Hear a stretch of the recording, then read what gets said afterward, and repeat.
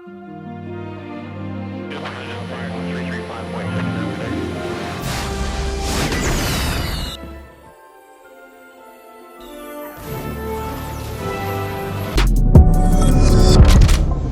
up, guys? Boy Benny. You know we are obsessed with memes on this program. We love it when memes predict the future.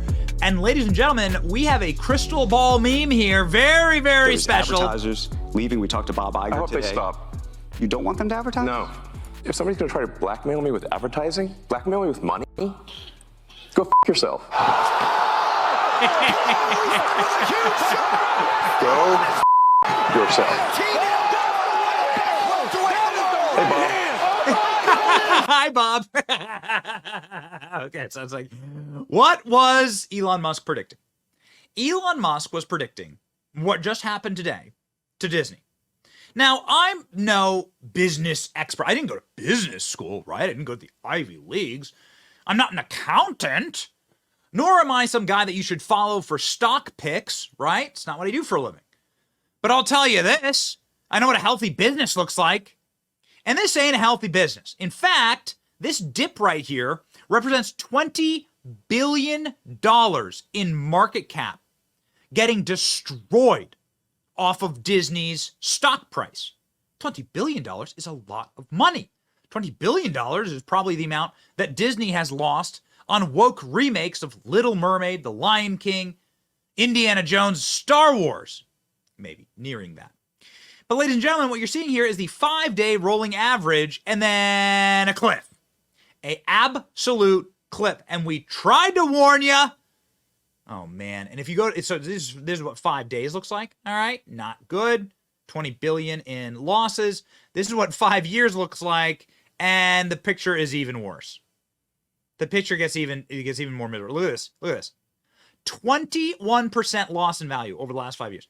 What does this mean? 21% loss in value over 5 years. This is the opposite of what your business is supposed to do. Let's say you invested money in Disney. And he's like, oh, it's a great American company. I just put money in Disney. It's like before COVID, Donald Trump was still president. And you're like, oh, I got some extra cash. I'm going to put it into Disney.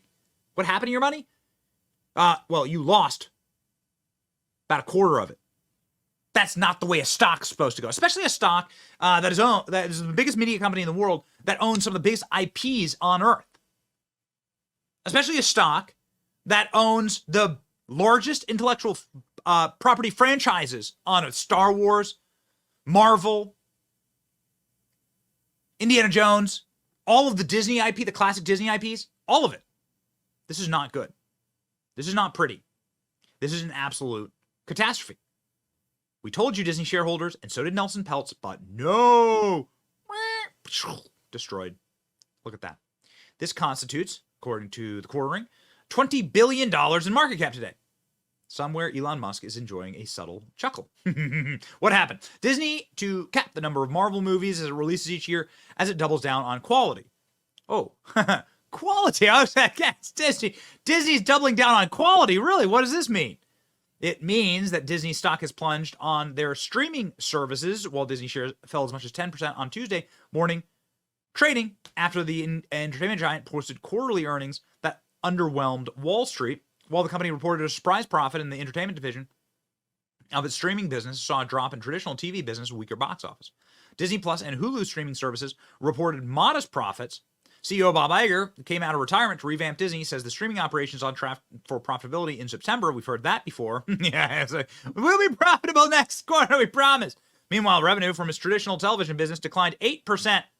Operating profit fell 22% from a year ago. Goodness. The decline reflects lower ad revenue and the impact of Disney's new TV distribution deal with Charter Communications, which dropped eight of Disney's cable networks. Disney continues to cut costs in some areas and unveiled 10-year, $60 billion investment in theme parks, so on and so forth, that reported gains. So the theme parks are like the only thing that's making gains here. And that's because, have you seen the prices of those things? So what you're telling me here is that streaming, still not profitable. Making Lizzo a part of the Star Wars universe.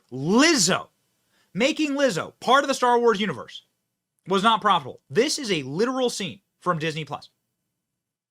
It's an actual scene from Disney Plus. Oh, okay. Well, maybe the greater overall like question here is, why isn't the stock at zero? Why is the stock not at absolute and total zero? Indiana Jones Marvel confirmed nearly $400 million losses for Disney. Again, I didn't go to business school, but I can tell you this looks bad. This doesn't look good. This looks like a very, very bad thing. Like on huge franchises, a Marvel franchise, an Indiana Jones franchise, you shouldn't be losing money hand over fist. Now, Disney released their earnings report, but in their yearly SEC report for their stockholders, you see something really remarkable. And these SEC reports are written by lawyers on behalf of the shareholders. So they're not written by Bob Iger, right? It's not propaganda. Disney acknowledges we face risks relating to misalignment with the public and consumer tastes and preference for entertainment, travel, consumer products. The success of our business depends on our ability to consistently create compelling content. Generally, our revenues and profitability are adversely impacted when entertainment offerings and products, as well as our methods, make offerings and products available to consumers, do not achieve sufficient consumer acceptance. Meaning that they are focusing on agenda over actual storytelling. Boy, if only there had been a couple of YouTubers that had argued this for free for the last 10 years. But unfortunately, Disney, perfectly encapsulated in this clip of a Disney princess, has decided to all over its legacy. Disney has decided that they are going to destroy the year zero Marxism. Okay? This is year zero Marxism. Destroy everything that came before us. No, like Walt Disney is an old creep. We don't even like that guy. The company's named after him. The old classics are garbage. And it's like we're going to remake everything in our woke Marxist ideology perspective of modern day Los Angeles influencer. This is how you get clips like this. I mean, you know, the original cartoon came out in 1937, and very evidently so. There's a big focus on her love story with a guy who literally stalks her. Yeah. Weird. Super weird. So we didn't do that this time. So no prince or a different kind of prince? We have a different approach to what I'm sure a lot of people will assume is a love story just because, like, we cast a guy in the movie. Right. Andrew Burnap, great dude. Yep. It's one of those things that I think everyone's going to have their assumptions about what it's actually going to be, but it's really not about the love story at all, which is really, really wonderful. And whether or not she finds love along the way is anybody's guess until 2024. All of Andrew's scenes could get cut. Who knows? It's Hollywood, baby. It's Hollywood, baby. It's Hollywood, baby. Oof, man. So that's your princess, okay? This is your princess talking. This is the person who is considered the princess, speaking about how all of her co-stars could be cut entirely from the movie. About how Walt Disney is an old creep for making the original Snow White, how the original Snow White was creepy and gross, and it was made a long time ago. Evidently so. Weird. Yeah. It's not any better with Star Wars. Here's feminist director of the next Star Wars movie saying her goal is to make men uncomfortable. This movie is destined to be Disney's biggest flop yet, says Matt Walsh. The woman Kathleen Kennedy, handpicked to direct the next Star Wars movie, this is doomed. Sharmeen Obaid-Chinoy is her name, and she hates men. And she's an activist, and she says so. She says, I am an activist first. I am not a director. You want to know why your stock looks like this? This is why. You want to know why people who invested in your company have lost for every dollar have lost a quarter? Which if they invested in like any other stock, they could have been up like a fortune. They could have invested in some key stocks and been up a fortune during this time. It's not like the entire stock market cratered during this time. The stock market did really well during this time. Disney is just doing particularly bad because of this crap. Disney slapped a civil rights complaint over 50% DEI goal for underrepresented actors, sidelining white Christian men. Files leaked by Elon Musk. Here are the files. You can see the actual paperwork here. General entertainment content inclusion standards. Essentially fire all the white people and fire all the dudes. Fire all the straight dudes and fire all the white people.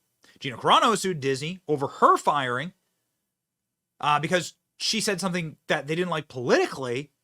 They decided that she needed to go. Now the polls are proving that this model of just despising and spitting in the face of your customer, your paying customer, just like desecrating the brands that actually made you a company isn't working out. 70% of American voters less likely to do business with woke Disney. Some of these polling numbers are insane. Woke Disney takes huge hit. Majority of independents say they no longer trust the company's programming for children, and the favorability ratings have plummeted 53 points in 1 year. Now, most Americans have a disfavorable view of Disney. Remarkable. This from America's biggest media company. Sort of an allegory, actually, for what is happening in the media space. The people who are relating to their paying customers and who are serving their paying customers and who are embracing their paying customers. The people who are actively listening to the comment section and the people who are consuming the products and don't despise or hate them are doing well. They're doing good. They're gaining. And the redundant, derivative media that hates its paying customers and uses the platforms that were built for them by greater generations to scold and to message to their paying customers instead of to entertain, they are all going bankrupt. And it's an exciting time. It's exciting. You know what? If you put a positive spin on it, then this is a very, very good thing. It's your boy Benny. Like, share, and subscribe. See ya.